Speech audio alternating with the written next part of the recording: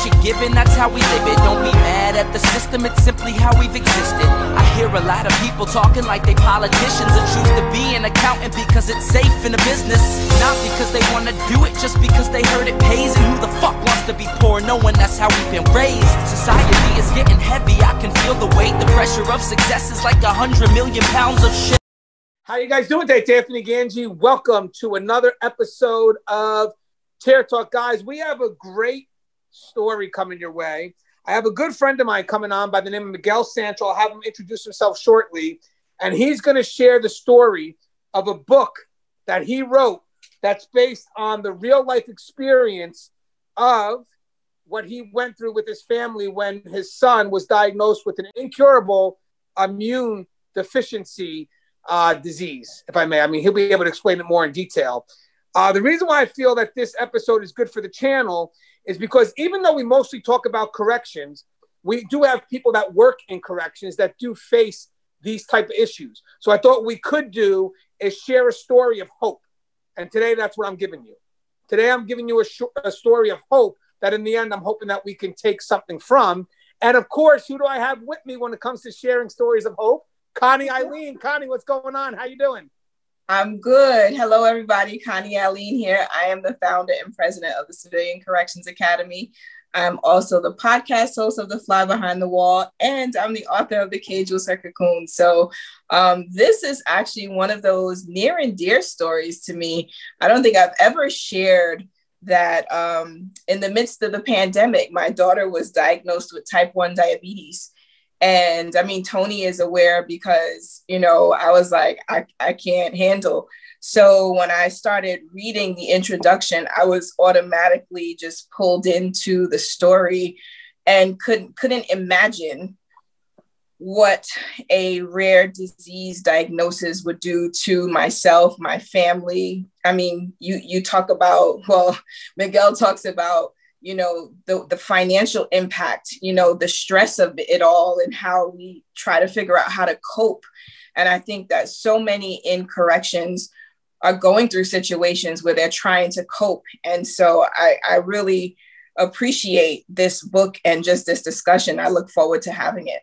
And you know what's funny, Connie, in corrections, we always have that overwhelming sense to protect, but sometimes there's things we can't protect people from.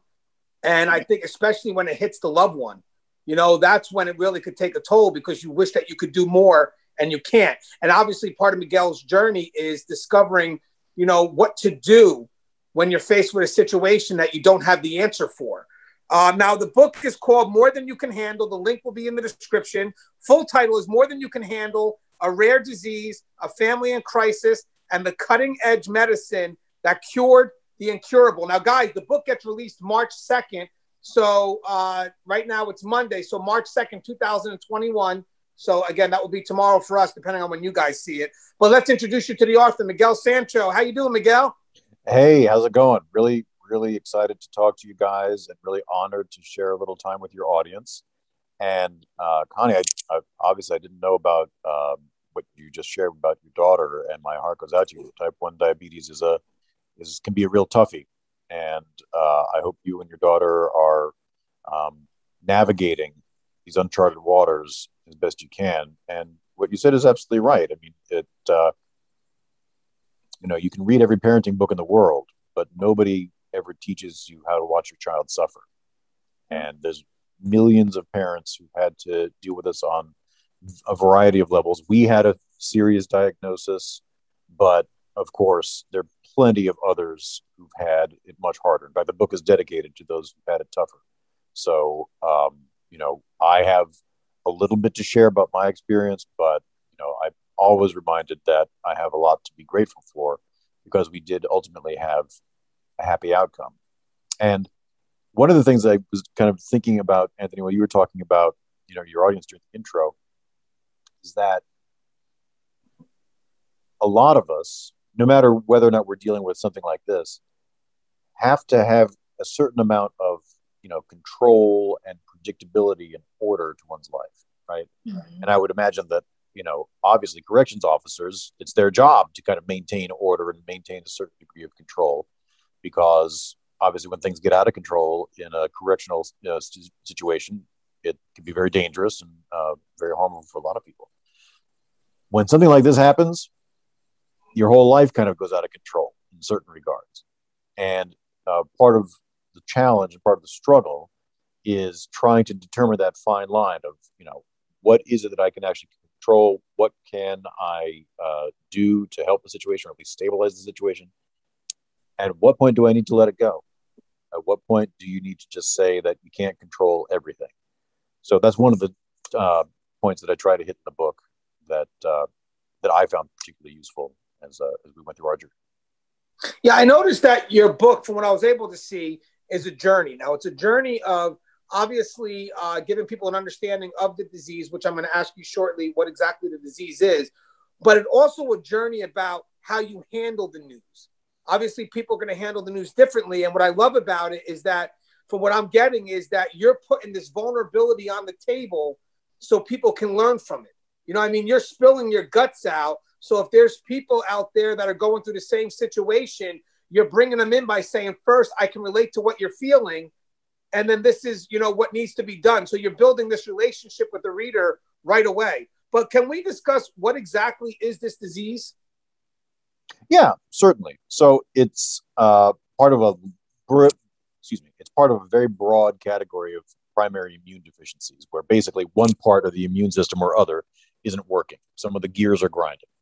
To be specific, my son basically had a monogenetic mutation on his X chromosome, which made it impossible for one of the most important cells of the immune system, one of the most important white blood cells, malfunction. That cell is called a neutrophil. And basically its job is to go to the site of infection whenever a certain number of bacterial or fungal pathogens invade the body. And because of his genetic mutation, those cells wouldn't work. They would go to the site. He would manufacture them. He'd create them, and they would go to where they needed to go, but they didn't do the job. And so as a result, he couldn't fight off a number of these infections. The condition is called chronic granulomatous disease, because when the cells clump up, they create something called granulomas. But like a lot of rare diseases, it's, the name is just kind of hard to understand or comprehend.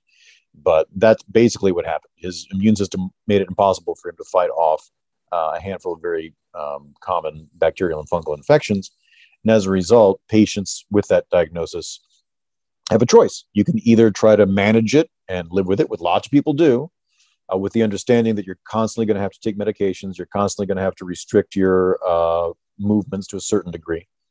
And you can expect to have, even with all those precautions, you can expect to have a life-threatening infection, every couple of years, 3 or 4 years, actually. And because my son, there's varying types of the disease, because he had the most severe, and it looked like he was not going to have a particularly good quality or quantity of life.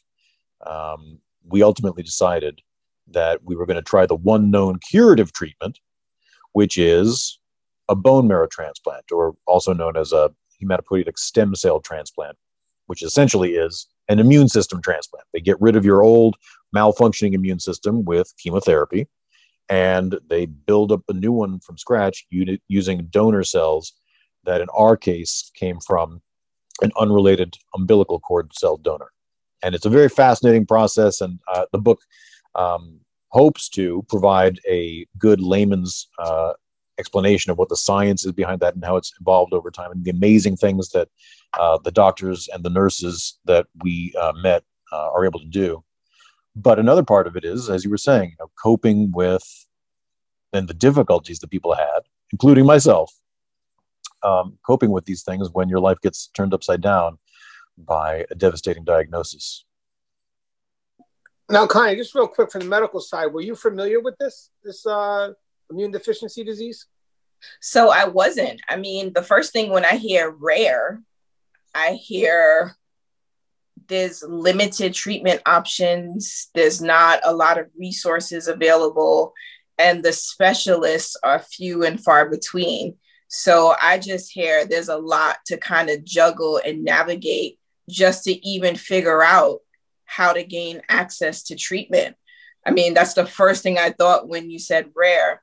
And I think the other thing that was, just something that really stuck out was I can imagine how many different diagnoses your son may have had before it got to, we figured out this rare disease. And so if I had any questions, it would be like, so what was that process before they got to the, here is the rare disorder or disease? Yeah, Connie, those are some brilliant observations, and you're totally on point.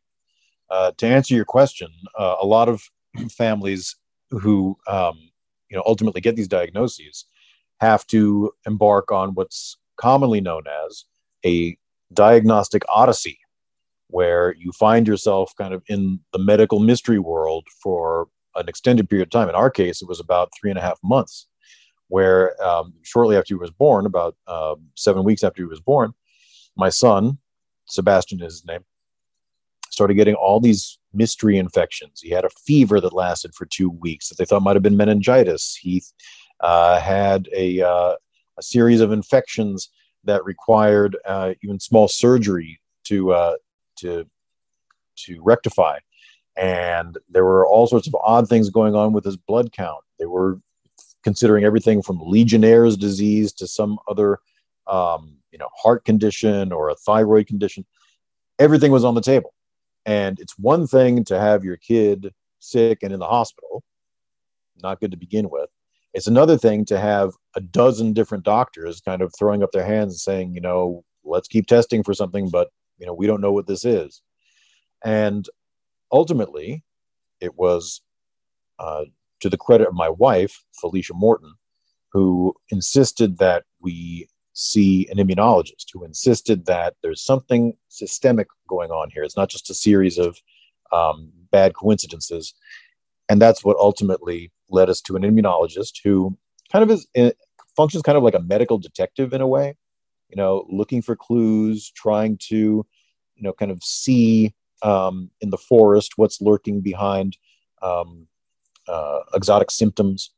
And due to her thoroughness and her brilliance, frankly, we were able to come to this diagnosis, which was a relief. Of course, it's helpful to know a little bit more about what's going on. But as you just said so eloquently, you're now in this rare disease world where the research is small, not because anybody's doing a bad job, just because there aren't that many patients to study to begin with.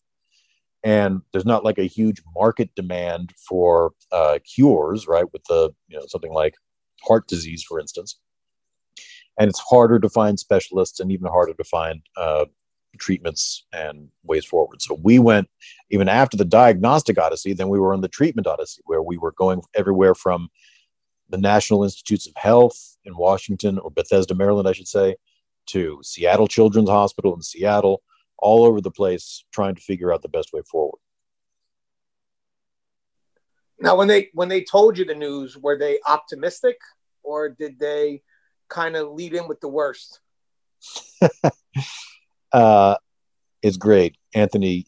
As everybody can relate, there's some memories that kind of just blur and fade into the background, and there's other memories that you can remember like they happened 5 minutes ago. And this is one of those. We were in the immunologist's office, and she had called me, the night before and told me to come back positive. And I was in shock, and I was still kind of in denial, but she didn't want to talk too much on the phone. She wanted us to come into the office, her practice right away. And she laid it on the table. And she told us that, we had to take some serious action pretty quickly, because he'd had a series of infections and they were all pretty treatable. But if we didn't jump on this right away and kind of get a grip on reality, that he could get another infection that could be much more serious, like an abscess, on his liver, or an abscess on one of his bones, or something that would just be much, much more difficult to treat.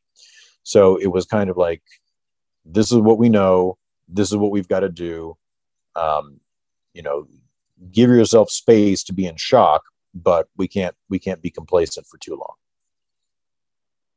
I know Connie may have a question, but I just have one more question real quick. How did you know that this final diagnosis was the right diagnosis? being that you battled through so many different ones? Yeah. Well, it was the one that fit the fact pattern, but also there was a very specific, very sophisticated test that tests the functioning of this one cell that I've just described. And they did that test, and it came back showing that this cell was not just not functioning at 100%, it was functioning at 0%. And then we knew that he didn't just have the condition, he had the most severe variation of the condition. Wow. Connie, I'm sure you have some questions. Yeah, so I guess what I was thinking along the ways of, you know, something like this that kind of puts you in a different mindset, right? Like this is like life and death situation. Like how do you manage like everything else that's going on in the world, right? Like clearly your son's health is a priority, but then how do you manage your work situation? And you know, certainly hopefully work was flexible, but how do you juggle those to make sure that, you know, you're kind of attending to everything? Or does this situation just put you in a mindset where everything else doesn't matter? Right. So the question is, how do you cope with it? How do you handle it? My short answer is not well. Which is, the book is called More Than You Can Handle for a reason. And you're absolutely right, Connie, that all of a sudden, in addition to juggling everything that everybody has to deal with just in the course of their lives, right? Life is tough. You have this immense additional burden and disruption and stressor. So again, I don't want to speak in gender stereotypes, but I think it might be the case that men approach these things sometimes differently than women. And I would say in my case, not just differently, but worse. So I tried a number of things, both consciously and subconsciously. First of all, I tried denying it. I tried pretending that, you know, if we just, you know, make some minor adjustment, everything's going to be more or less normal. And kind of rejecting the proportions of the problem and the dimensions of the news that it was really going to change our lives. I tried stoicism, you know, just being tough and kind of treating it as an endurance test, kind of trying to get my Clint Eastwood on and pretend that, you know, nothing is going to rattle me. That worked for a little while, but not for a long time. I tried workaholism, you know, just trying to escape from this chaos that was the domestic situation and find all sorts of meaning and stability and, again, order and control at work. And that, again, you know, was just a sugar high that didn't last very long. And ultimately, you know, I found myself just kind of just drowning really in a sea of anger and fear and anxiety and sadness.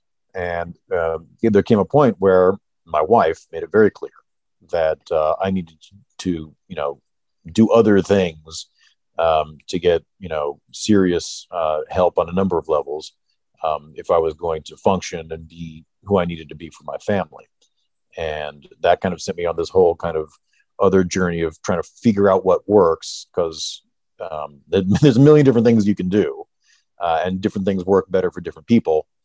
But the point is to not do nothing. Right. Let me ask, so your wife had a consistency when she was given the news and how she dealt with the concern, right? And then obviously you started with denial and then worked your way through tons of emotion before your wife, who I'm sure is the pillar here, right? Your wife is the pillar here, who tried to help you find some consistent pattern. How was your wife's initial dealing with the news? Well, it's very hard. I mean, you know, it's a genetic mutation that comes through the X chromosome. So we knew, as much as we knew anything, that it had come from her side, and she took that very hard. You know, she'd done nothing wrong. She was, you know, perfect mom, and, you know, took care of everything, and was completely responsible during the pregnancy. she just had this recessive gene that she didn't know about. And so she wasn't blameworthy, but she was blaming herself. And a lot of moms who I've spoken to who've gone through the same thing, have these terrible feelings that they've, inflicted or cursed their child with these conditions. And so, there were plenty of nights, curled up in the fetal position on the couch crying, just trying to comprehend what this meant for our beloved baby. But she had a number of tools that were ultimately very helpful for her. She was always more amenable to kind of self-help and therapy and those kind of things to begin with, but also she was a woman of faith. And she was able to kind of plug into that and kind of get an extra source of energy and power that helps sustain her and give her strength for the journey. And it was, a years-long process. And the truth is that I've always respected religion and I practiced it off and on, but I was never that much of a believer as she was. And that kind of created another axis of friction in our relationship, which you find a lot in families going through things like this, is that if they have different kind of faith positions or faith journeys, that can cause friction along with countless other things relating to how to manage the disease and treat the child. Connie found something beautiful in your introduction, and maybe Connie could speak on it and how you found God. Connie, do you remember when we were reading about that in the car on the way back? I think it was this. There's a sentence where you say, you had been to the Vatican, but you found your relationship with God at the side of your son's bed. Or there might not be the exact words, but that's close to what it was. And that was something that just so hit home. I was like, could you imagine in your downtime or your alone time with your son and knowing that this thing was out of your control?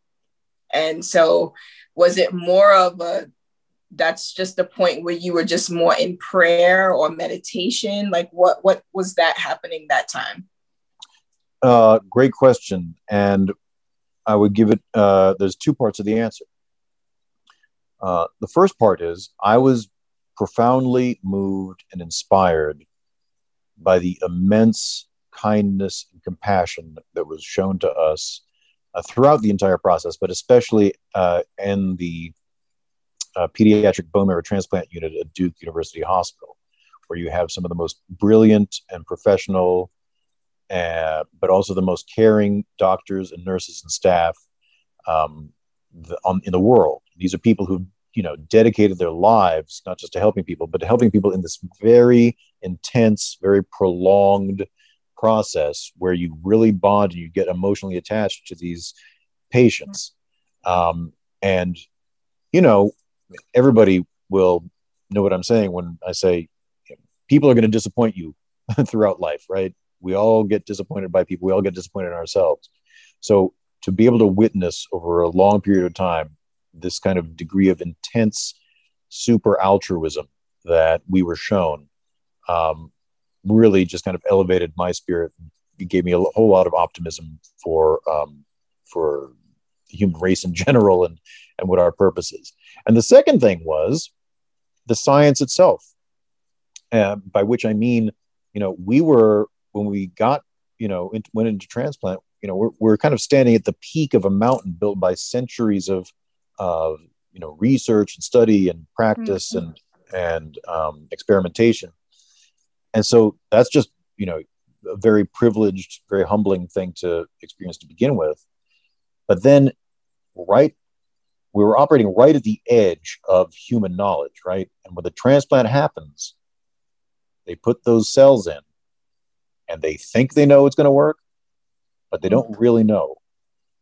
What actually determines whether one patient has a good outcome and one patient doesn't, whether the cells are going to engraft, whether the engraftment's going to go smoothly, whether they're going to be post-transplant complications, they can't tell you. They can make a guess, but they can't tell you. And so ultimately it is an act of faith. And that was something that's a bridge that I had to cross and take that step into the unknown. And then the only other thing I would say is that, which I think a lot of religions are helpful at helping people understand, is that suffering can have a purpose. Suffering can teach you things. Your own suffering, other people's suffering. It doesn't just have to be meaningless pain. It can instruct you. It can change you. It can transform you. You don't necessarily need to go out looking for it, but when it happens to you, it can be leveraged for a higher purpose. Yeah, I remember, I think it was a Nicholas Sparks book. I forget, but it said, without suffering, there's no compassion. Mm-hmm.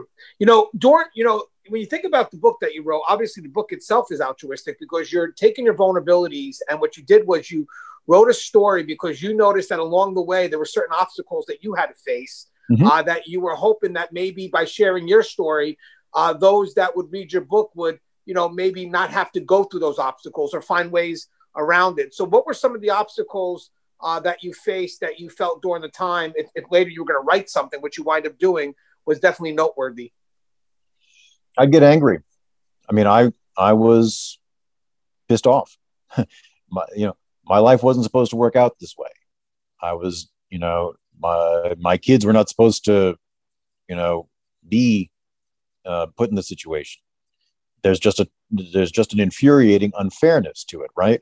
And I just don't mean myself. I mean, you couldn't get a more innocent victim than a newborn child, right?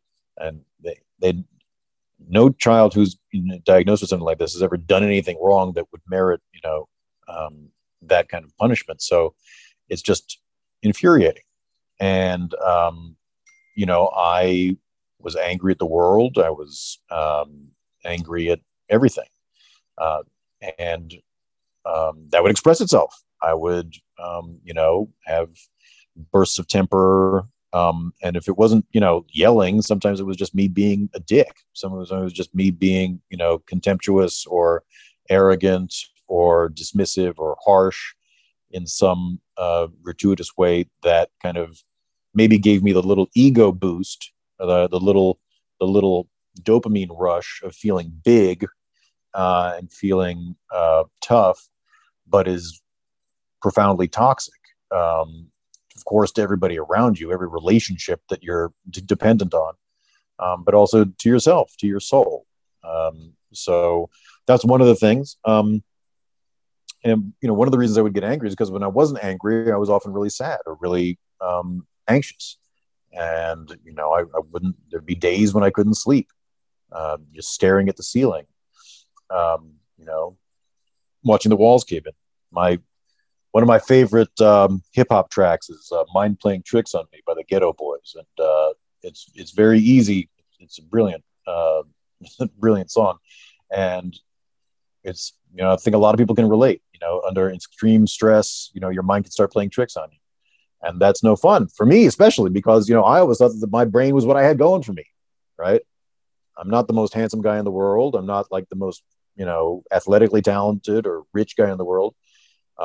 My hustle is, how my brain works. So the fact that my brain was like, the grinding gears in there and wasn't functioning at its optimal level was in itself another cause for anxiety and upset. So it all was kind of swirling around, and I'm just happy that I caught it in time. Connie, I don't know. Obviously, in medical profession, I'm assuming that when parents are given bad news, and that there's going to be that battle now between hope and fear, there should be resources that are provided to the families, right, to help them deal with the news. So yeah, many facilities or institutions, they usually have some level of social services, social support. They give you access to clergy, like whatever they think you need in order to help you process the news as well as be future oriented, because a lot of times the news is so devastating, people can't think of what the future is going to look like. Or many people feel like this is now a death sentence, right? And that we're not going to get out of this. And I think when you're in this spiral of misdiagnosis and figuring out treatment and everything else, it's easy to kind of fall into that space where you do start feeling hopeless. But I think the added or the compound to that is also when you're sleep deprived, right? A sleep deprived person is not a nice person without having this rare diagnosis, right? Someone who's sleep deprived is also probably not eating well. So like you're not sleeping well, you're not eating well, which means that your brain is simply not able to function because you're not giving it what it basically needs, which is food and sleep. So I think that added to the diagnosis makes it that much more challenging just to get through these times. So, you know, I think I read that you were trying meditation and you were going to try a therapist. And I think all those things are great, but like, we still got to get back to the basic, I need to get some food. I need to get some sleep. Like a rested person is someone whose brain is firing, you know, on full cylinders. Yeah, Miguel, if I can ask to compliment what Connie's saying, was your shift sudden or was it something that it happened, you know, slow and subtle? Like how would someone recognize that they're going through these acts of anger and depression? Because sometimes it's obvious for an outsider to see it, but it may not be so obvious for someone to recognize it in themselves. How did you see it? Well, in a nutshell, my wife threatened to divorce me. That was a pretty clear signal. So it was, you know, and it's pathetic that it came to that, but it was a matter of, you know, kind of checking myself and, you know, because you're so focused on the kid, right? You're so focused on, you know, am I doing what I need to do to, you know, maintain the kid's health as best I can? And you can kind of forget that part of being a good parent is actually taking care of yourself, right? Mm-hmm. And what Connie said is so 100% correct. It really bears repeating. When something like this happens, it's very easy to not be able to sleep, right? You're just kind of churning over, you know, the doomsday scenarios and all the what ifs and all the things you can imagine, you know, happening down the line, and it's so overwhelming. And if your brain chemistry is off a little bit to begin with, if you're not getting sleep, right? I mean, there's studies that show that when you sleep, you know, there's actual biochemical scrubbing that happens to your brain cells. It's like going through the car wash. And if you're not doing that, it just compounds. It gets, you know, it's cyclically bad. So, you know, that's one of my top pieces, an easy piece of advice. Whatever it takes, by any means necessary, get your sleep. Yeah, and you know, as we move forward, obviously your son is 9 now or 10. He's about to be 9. Yeah, he's 8 and 10 months, so he's going to turn 9 in May. Mm-hmm. So when I know we do have a successful outcome to the story, he was able to get the is it a transfusion? Bone marrow transplant. Yeah, bone marrow transplant. Mm-hmm. So let me, just out of curiosity, when your son is able to understand what's happening to him, how do you explain it? Like, how are you able to try to make sure that you explain it to your son to a point where he's not scared of what's happening? You mean during that time, how do we talk to him through it? Yeah, because I know he was diagnosed when he was 5 months. So obviously, you know, pretty much the child's, you know, he's 5 months old, but as they start to get older, I'm sure they start asking questions. My daughter's 4 years old. Everything's why? So how do you tell them, but also how do you keep the child trusting you? Yeah. Well, one part of it was easy, like explaining to him why he had to take medicines and why he couldn't, you know, touch certain things, or he couldn't, you know, walk on grass barefoot, and all these other things, you know, very normal things that most kids always do that he couldn't do because they pose the risk of infection. Yeah. That didn't require that much explaining because he never knew anything different. He as long as he remembered, he was taking medicine, and as long as he remembered, he was going to doctors and getting pokes, and that part was pretty natural for him because he didn't know anything. He didn't know that it was unnatural. But it obviously, you know, as he grew and he saw what other kids did, They went to the playground without their parents having to Clorox wipe the swing sets, or they were able to like have play dates where they, could touch each other. None of which, he could do. Of course, now in the COVID age, nobody's, doing that stuff. But, you can just imagine, our COVID lives were pretty much our lives for a long time. The transplant itself, happened when he was closer to 4 years old. And by that time, he was old enough to not only understand some basics of the situation, but he was actually able to help and participate in the process, because he was able to verbalize, things about his condition and where he was. But basically, what we said is, my son is huge into Thomas the Tank Engine, Thomas and Friends, that thing. That was basically Thomas and his train set were his only and his most intimate friends for years. And he had the little battery powered ones that would actually move around. And so Felicia, my wife, just tried to explain to him that just like, Thomas every once in a while needs a new battery so that he can, be better and move around. Same thing with him. He was going to get a kind of a battery transplant. And she also kind of drew cartoons. My wife was a pretty talented artist. And so she and Sebastian would draw like little, almost like comic strip cells of the process and what it was going to be like, and new cells going into his body and him being happy and healthy afterwards. And these are kind of tried and true ways to help kids understand what's going on and assimilate the reality of the situation. And I have to say, he handled it. He handled better than we did. He, in the first few days when we actually went into the unit, he was, he was feeling good and he wanted to kind of, leave.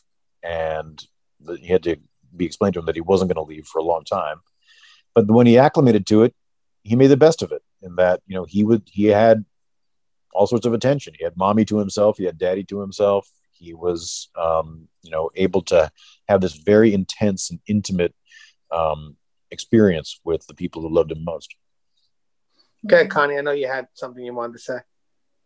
Actually, I was just thinking, I kind of want to shift gears a little bit, but I don't. So like the story already sounds like it's getting better. So one thing I was thinking about is, now that he's going to school, what does that look like? Like, is the school surrounding him with some sort of healthcare procedures, or like, how does that look? Yeah, great question. So, we had the transplant in 2016, and we spent basically 9 months in Durham, North Carolina at Duke. We moved down there from New York, where we live. And then when we came back, we had to spend another 7 months kind of in the extreme social distancing quarantine situation until his new immune system got built up. But about a year after that, he was fully cleared. He's got, so today he has a fully functioning, in fact, even better, he's got like a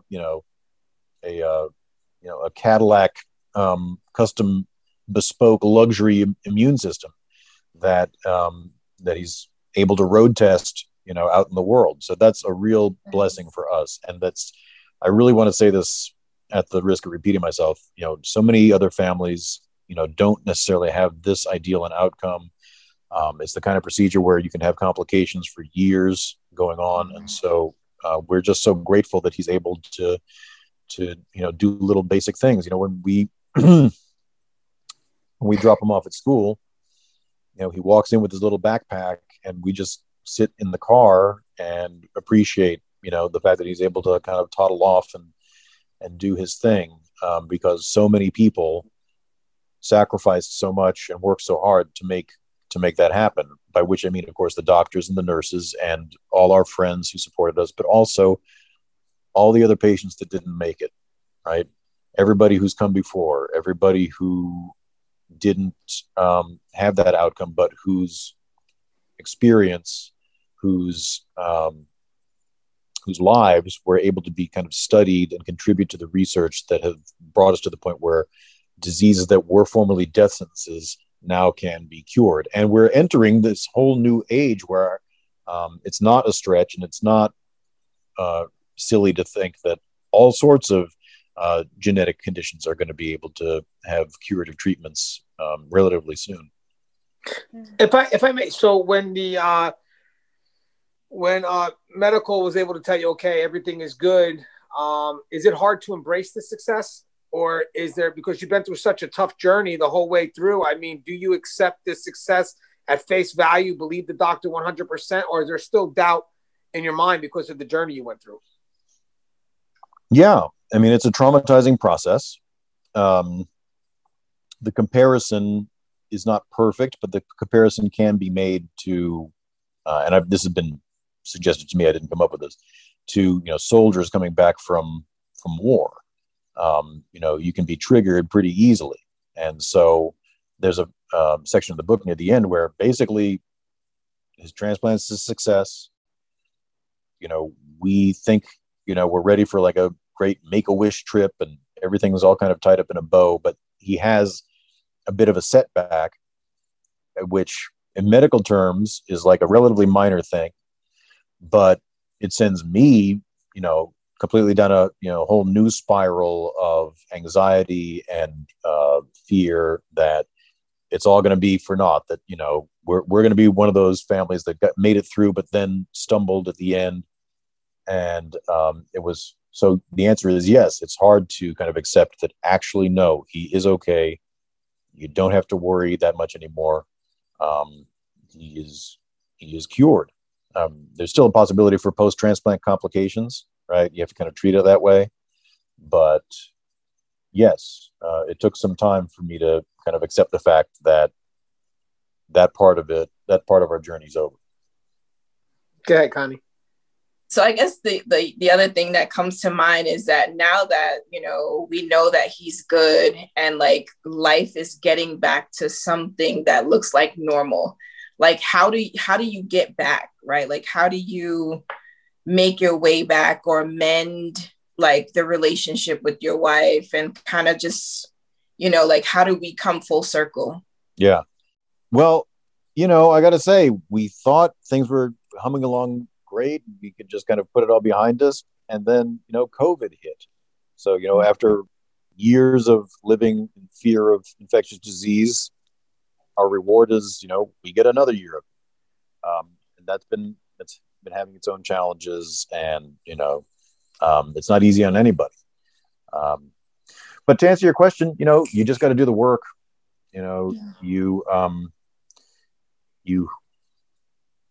You have to kind of commit to being, an athlete of the spirit, an athlete of the mind, and attend to your mental fitness and your spiritual fitness as much as anything else.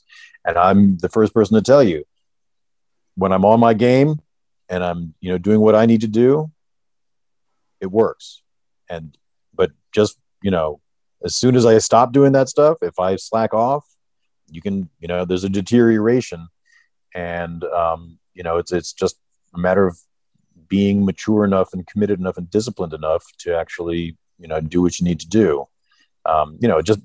Just because you run a marathon, 5 years ago doesn't mean you're in great shape today. Right. So it's one of those things, and, it kind of stinks, right? You want to just be able to kind of get it over and done with. And in certain ways, my son's condition, had a cleaner and tidier method of treatment than mine did. Right. I mean, mine's going to be, an ongoing thing. And there's always going to be potential for, slippage, and we just have to keep working at it. There's no easy answer. Hey, Miguel, when you wrote the book's obviously a personal journal, mm-hmm. or a personal journey of your family, mm-hmm. your wife, your children. Was this a joint decision to write the book, or was this, how was the decision made when you decided to write the book, or who decided to write the book? Well, we were both kind of journaling and blogging and Facebook posting throughout the process to a certain degree, not excessively, but periodically. And some of my friends had said, you might want to think about turning this into a book. And then I said, yeah, maybe it could be a book, in a lot of ways, not because I'm that special or I'm that interesting, but the experience was definitely interesting. The experience and the circumstances and that process is fascinating on a number of levels. And just as a journalist, I said, yeah, this actually is a good story. I happen to be, in the story as opposed to just observing it, but there's something there. And so Felicia also had a fair amount of stuff doing. We were both kind of considering, writing a book, and ultimately, I put this proposal together and was able to, take it out there. But it was a long process, and I'll tell you this too. I went back and forth on whether or not I wanted to do this. Right? There were times when I said, "Yeah, this is going to be great." There was times when I said, "You know what? I don't want to put myself and my family out there like this." Who knows how it's going to be received? Who knows if it's, going to be read the right way or interpreted the wrong way? Maybe it's just best to put the whole thing behind me. And even in the course of writing the thing, I was like, okay, this is actually going to get published? Really? But ultimately I did it because I had to do it. I think not for my sake or, just because I know there's lots of families who go through similar things. And I just wanted to not put myself out there as an expert. I'm far from an expert. I'm still learning more than I should be teaching, and I try to listen more than I talk. But it just felt like something that was worthy of some sort of documentation. Mm-hmm. Like the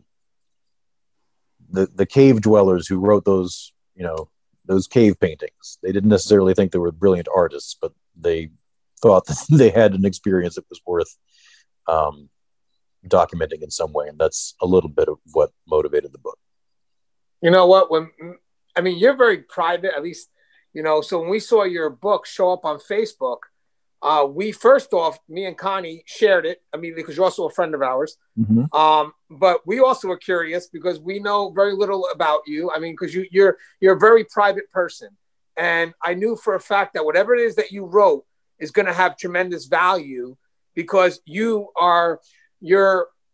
keep things, I think, held in. So I know that when you finally release something, what's going to be out there is going to be pure gold. So immediately, I shared it immediately. I think me and Connie, we're definitely thinking about having you on to have you come on and discuss your story. But I have one more question. I don't know if Connie does, but this kind of question comes from a discussion that me and Connie were having on the way to do this interview was, all right, so we didn't get a chance to do your background, but your background is in production, a lot of top stuff from major news networks to working with a big network now. When we were reading something, Connie was reading something, I believe it's in your introduction, and it talks about, I'm going to have Connie kind of, maybe explain more, but I'm going to try to lead where I'm going so Connie understands. You're used to write about the news, but now you are the story. And Connie noticed that there was a perspective there that you gave that kind of related to how it is to be the story now. Right, Connie? Am I correct with that, Connie? Yeah, I think it was maybe the third or fourth page close to the top where you kind of talk about, Hollywood sort of you were always putting together the pieces and so that Hollywood has the picture with the pieces. And for me, it kind of felt so now he's putting together these pieces into this book and that level of vulnerability, you're no longer in the back creating the picture, but now the picture is you. Yeah. I've put lots of people's stories on TV, on camera, right? And I always thought that I handled it, tried to be compassionate about it, tried to be sensitive to people's stories. But I don't think I ever really appreciated the helplessness, right? That somebody feels when, a stranger calls, they want to talk to you, usually about some traumatic or intense thing that happened to you. And you let them into your world in some capacity, and you tell them your story, and then they leave, and you really have no idea what they're going to do with it. You hope that they'll do it right, but you have no real control over it. You don't get to edit the thing. And I felt the same way now about this, telling my own story, even though I was the author. So I have just immense appreciation for the people who have told their stories before. And I think that really is something that I need to be more mindful of just going forward. Just really hold people's stories as precious things that they are, because it's not just a product, it's not just a commodity, it's not just entertainment. It is people's lives, and it's an immense amount of trust that they put into a journalist or a TV producer when they let their stories go out there. I think your story definitely teaches people to value the why. So if there's ever a news reporter that's going to cover your story, because it's going to happen one day, I think the why is the journey, the importance of it all. I think your book is going to serve an importance to people that are going through it that, again, limited resources. Now you came up with a tremendous resource for them. And it's not even just specifically for that disease. It's for dealing with the unknown where you don't have control, because that's the key. How do you find control when the answer isn't there? And we all go through those moments. I'm not as powerful as yours, but a little personal thing. Why not? We all shared one. My daughter, 8 years old, Mia. We all know Mia. And I showed Connie. I called Connie because she kind of becomes the person I vent to now. I like to think I become the person she vents to over the years that we know each other. But she was on social media, and one of her friends kind of cut her off. And at 8 years old, this was the world to her, and I couldn't make it better for her. Like, as much as I wanted to call the family, and I just couldn't make it better for her. So, of course, I was able to buy a toy, and we were okay with it. But for a moment, not being able to be that hero, not being able to solve the issue, especially on just that simple scale, was devastating to me. So I can't imagine what you or Connie are going through when the stakes are a lot higher, if you will. Mm-hmm. So, hey, Miguel, just in closing, for the people that are obviously going to read the book, I have two questions here. One is, what do you expect for them to get from the book? And also, maybe some details on where they can get the book. And if you're willing to give out details, if they want to give you feedback, how can they contact you? Yeah. So my Twitter handle is MASancho3, MASANCHO3. I don't have a ton of followers, so I'm easy to find. I think I've got a few hundred followers maximum, and I haven't tweeted in a long time. You're right, I am pretty private, and I'm not entirely sure the world needs to know what I think about every single thing. But in terms of the takeaway, again, I do want to put the disclaimers out there. I'm not a doctor. I'm not a psychiatrist. I'm not a social worker. I'm a guy who had an experience who wrote a book about it. So I think one of the takeaways is, to just understand that the challenges are real. You don't need to be a hero. You're allowed to be imperfect. You have to have some compassion for yourself. But ultimately, you also have to embrace the fact that, we live in a world full of risk and full of unknowns. And at a certain point, you have to surrender to that if you're gonna make it through the day. I mean, the world is more chaotic than any of us can really accept without going insane, right? So that's one of the things that I learned. But also, I would hope that, again, just taking the me part out of it, the science is really cool, folks. Immunology is kind of the it science of the year, right? With this pandemic, and there's a lot to understand and a lot to kind of take away, because it's good to know about that stuff.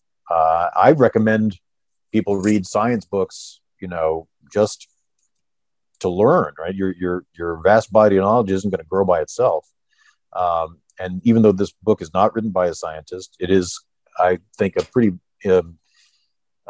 accessible layman's introduction to a lot of these things that are going to be changing our world going forward, right? We're at the dawn of this age of molecular biology and gene therapies. And these are all things that are kind of coming into play. And they're cool to know about, but they're also, as I said earlier, really uplifting. They're a cause for optimism in a world that can be really depressing, right? I mean, COVID is terrible. Nobody's disputing that. But the fact that we were able to come up with a vaccine for it in 9 months using messenger RNA, I mean, that's not just worth celebrating about. Excuse me, that's not just worth celebrating. That's worth understanding a little bit, like how that stuff works and what the possibilities are for that kind of technology going forward. And it's funny because you taught me how to, I guess, shake hands with your feet when we first met. I went to I went to go shake your hand. And you're like, no, and then you gave me your toe. And that meant a lot to me that day. Hey, yes. Connie, I don't know if you have any, he gave me his toe, hey, that's personal, right? Connie, do you have anything you'd like to ask him before we wrap up? I think the only question, so I was able to kind of scroll through. I was like, I got to finish reading, but I didn't get to read it all. So I was taken by chapter 17 is called High on Gratitude. Mm-hmm. Like, what was that? What made you sort of select that name, and what really is in that chapter? I'm excited to read it. Yeah. So we come back, everything's great. We come back from the transplant. It's a success. We come home and we're just loving life. And, every little thing we're celebrating. Oh, he can walk around. He can do this stuff. He's going to, go back to school someday. We're so blessed, et cetera, et cetera. And gratitude is really important at all phases of life. Mm-hmm. But at a certain point, you need other tools too, right? Gratitude's great for, putting things in perspective, for checking yourself, for, measuring, your whatever is hassling you against, the bigger issues. As time goes on, right, it kind of became, I think at some point, I talk about it like it's like a drug that the more you do, the less high you get. Mm-hmm. So it was important. So all the gratitude in the world, right, is great and definitely makes you a better person. But at a certain point, it kind of also teed me up for this major fall when we had a setback. So we spent, a good, year just feeling great about everything and et cetera, et cetera. But then Sebastian had a setback, and all of a sudden I was like, wait a minute, this is not how the story is supposed to end. We're supposed to have this wonderful, happy ending. We're supposed to have, everything be cured. The kids cured. We are cured. Our relationships cured. Everything's supposed to be great now. We've earned this. And then when there was the setback, it just threw me for a big loop and forced me to kind of reassess, the reality of the situation, that everything is not all tied up in a bow with a Hollywood ending. And you have to accept that too. Life is messy. Yeah. That title, initially, I was like, I know this is not just High on Gratitude. Like, I knew there was more to it. So I look forward to reading that one. Yeah. And by the way, we got the Kindle and the hardcover, so we have to read it twice. Well, guys, I'm going to tell you something. This is, I've been losing sleep over this. When I read the book, for the audio thing, I caught a couple typos that made it into the hardcover, and I was just like, oh my God, this is so shameful. So the Kindle is the most recent, new improved version. Oh, wait, I can tell you something right now because it happened to me. I think it happened to Connie. 3 mistakes for every 10,000 words. That's the average. But I was able to, eventually your readers, they got your back. They don't make fun of you. They'll be like, hey, you got this mistake there. And then what you do is you call your editor, they fix it, and then the later copies. But here's the funny thing. The one with the mistakes are worth more. So if you ever become famous, the one with the mistakes are worth more. Hey, Miguel, just do you have anything you'd like to say in closing? Well, just thank you for your time. I mean, I know there's literally, and the only thing I'll say is that the book is not just written because I think I'm so great, or because I think I'm so interesting. The book was written fully knowing that every reader out there has literally a million other things they could do with their attention, whether it's, great YouTube channels like this, or Netflix, or all the other great books that have been written, or, playing chess, whatever it is. So I really did, as I was writing it, try to say, okay, am I providing the reader enough just enjoyment, enough, so it doesn't feel like you're, reading a homework assignment, or it doesn't feel like you're, doing a chore. And I hope that, people out there who like books will find it actually pleasurable to read, just in terms of interacting with the text and the language, as opposed to also the meaning of the story and the takeaways and the lessons and all that stuff. Yeah, I'll tell you, just from the little bit that we were able to read, just prepared for the interview, it encourages us to read more. It's just your writing, but it's also the admission of so much vulnerability. I think that the way you wrote automatically gives a chance for someone to connect to that, especially the people that you're writing to. And I think the big thing about your book is not so much documenting the journey, but I think the book, more than you can handle, also tells people that they're not alone. I think that's the key. You know what I mean? The fact that the people that are most likely going to be attracted to that book are probably looking for someone who has a similar experience. So it takes someone like yourself to have the courage to dig in, write that experience down, and then remind people in the end that, hey, it's not just you, it's us. And I think the you to us really matters. Again, the battle between hope and fear. So I think your book gives hope. Well, you hit the nail on the head there, and I don't want to just ramble on, but yes, it's an extraordinarily isolating thing in every sense of the term, right? You're in a very rare disease, means you're in a very small little group to begin with, and then on top of that, you actually are physically isolated, and so we had to deal with that, all these feelings of alienation and not belonging, and being kind of out of sync with the culture at large, which people's experience, even people who don't deal with rare disease, people have that feeling all the time.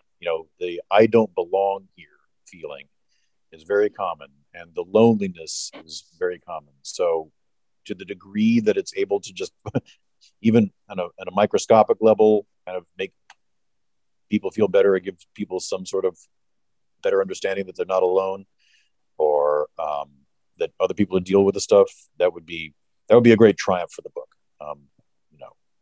Let's hope that happens. I think it will. And again, the book is about finding hope. It's not about being positive and changing reality. It's about accepting reality and then finding the light at the end of the tunnel. And in this case here, thank God Sebastian's okay. But in the long run, again, guys, it's a great story that had to be told. And the reason why I wanted to share it in our venue is because, yes, we do talk about corrections. Yes, it's a big part of the venue. I get that. But we're also human, and there could be many things that impact our lives. So maybe this episode reaches to that one person who needed to hear it from somebody who was going through it. So I always welcome a story like Miguel's on my channel. And hopefully if you guys get a chance, book gets released tomorrow. The link to the book is going to be inside the description. As always, guys, the show is Tear Talk. If you haven't, please subscribe, interact, engage, comment, hit that bell. Bell's going to notify you every time I post a video. Stay safe.